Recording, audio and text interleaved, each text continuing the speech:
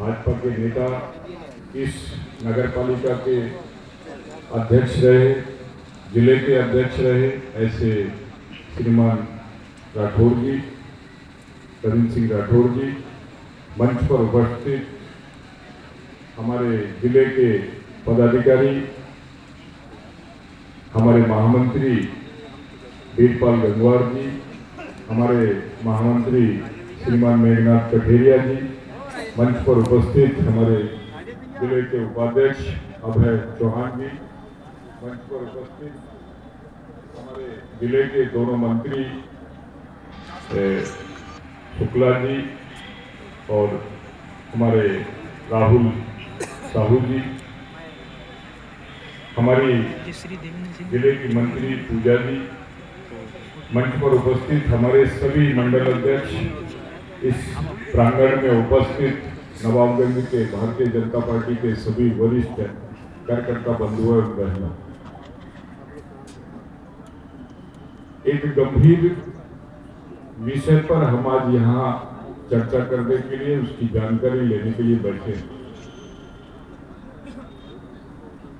बहेड़ी की कार्यशाला से आने में रास्ते में जाम में फंस गए, इसलिए काफी लेट भी हुए हैं, लेकिन इस कार्यशाला में एसआईआर का पूरा विषय हमारे पूर्व वक्ताओं ने रखा है, उसकी जानकारी हम लोगों को दी है।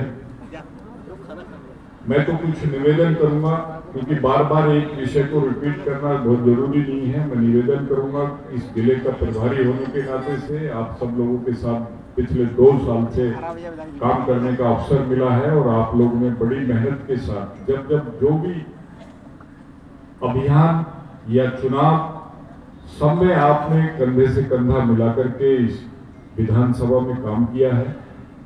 और निश्चित रूप से ये भी एक ऐसा ही अभियान है, हम राजनीतिक पार्टी के कार्यकर्ता हैं और राजनीतिक पार्टी का काम यही है कि समाज में अपनी पार्टी के द्वारा देश में प्रदेश में काम जो हम कर रहे हैं, जिस उद्देश्य को लेकर के इस देश में हम काम कर रहे हैं, उसको सही दिशा में ले जाने का काम हम लोग, हमारी प्रदेश में, हमारी देश में सरकारें हुई। आज अगर भारतीय जनता पार्टी की इस देश में सरकार ना होती तो क्या हम धारा 370-35 से हटा पाते? क्या हम भगवान राम के मंदिर की जो बाधाएं थी उनको दूर कर पाते? क्या हम इस देश को प्रगति के पथ पर ले जा सकते थे? क्या हम इस देश के जो इंफ्रास्ट्रक्चर को दुनिया में देखने और दिखाने लायक हमने देश को 2047 तक विकसित राष्ट्र बनाना चाहते हैं, हमने 11वें नंबर से ले जाकर के इस देश को दुनिया की तीसरी अर्थव्यवस्था बनाने का काम किया है। वो सब इसलिए हो पाया कि हम इस देश की सत्ता में आ रहे हैं और इस देश की जनता ने भी हमको बहुत ज्यादा आशीर्वाद दिया है। 2014 से पहले किस प्रकार की परिस्थितियां इस देश में थी, लोग कहते थे दुकान, चाय की दुकान पर, नाई की दुकान पर, पान की दुकान पर खड़े होकर के आम चर्चा ये होती थी कि कोई भी राजनीतिक पार्टी इस देश में सत्ता बनाएगी, शासन करेगी, वो इस देश को लूटने का काम करेगी।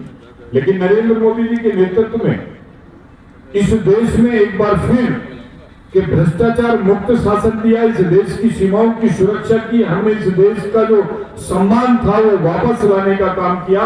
ये सब तभी हो सका जब आप सबके योगदान से इस देश में भारतीय जनता पार्टी की सरकार बनी, उत्तर प्रदेश में भारतीय जनता पार्टी की सरकार बनी। और निश्चित रूप से सरकार तब बनती है, सरकारें तब चुनी जाती हैं जब हम विधानसभा में विधायक चुन करके भेजते हैं, हमें सांसद चुन करके भेजते हैं, क्या बहुत होता है।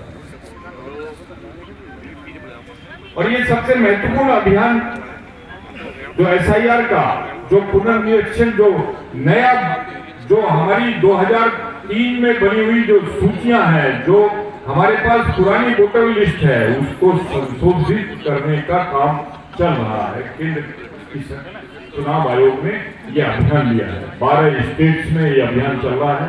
चुनाव से पहले बिहार में चला था। आप सब लोगों ने देखा जिस समय बिहार में यह अभियान चला उस समय तमाम विपक्षी पार्टियों ने रोना रोया। और वो रोना क्यों रोया? क्योंकि 60 लाख वोट अकेले बिहार में बोगस वोट, जो फर्जी वोट था वो कटा। 60 लाख, यानी कि हर विधानसभा में 10 से 15 हजार वोट बोगस कटा, इसलिए रोना रो रहे थे। 60 लाख वोट अगर आज वो फर्जी होता तो वो सब डलता, हमारे खिलाफ डलता। वही परिस्थितियां उत्तर प्रदेश में भी हैं। कुछ लोग चले गए, कुछ लोग मर गए, कुछ लोग यहां से दूसरे स्थान पर चले गए। अभी नवाबगंज विधानसभा में रहते थे लेकिन अभी बंबई में व्यवसाय करते हैं, दिल्ली में नौकरी करते हैं, उनका वोट वहां बन गया है लेकिन यहाँ भी है। और अलग अलग चरण में चुनाव होते हैं तो यहां भी वोट डालते हैं और दिल्ली में भी वोट डालते हैं। यह रोकने के लिए एसआईआर का अभियान प्रारंभ हुआ है देश में। ये जो विशेष सुधार अभियान हमारे चुनाव आयोग ने किया है, इसमें हम सब लोगों को निश्चित रूप से 1 महीने का समय मांगने के लिए हम लोग आपको दी। हम सब लोग वोट ना छूट जाए, किसी का पहले वोट बनने से रह गया है वो छूट ना जाए, इसके लिए BLA 1 जो पूरी विधानसभा को देखेंगे, विधानसभा में कहां वोट बन रहे हैं, कौन BLA 2 हमारा BLO के साथ लग करके इस अभियान में महत्वपूर्ण भूमिका अदा कर रहा है, ये सब हम लोगों को देखना पड़ेगा। हम सब यहाँ इस विधानसभा के सभी वरिष्ठ कार्यकर्ता बैठे हैं और निश्चित रूप से अगर आपने ये काम कर लिया तो आपको 2027 में मेहनत उतनी नहीं करनी पड़ेगी। आपको 2029 में उतनी मेहनत नहीं करनी पड़ेगी जितनी अभी करनी पड़ेगी।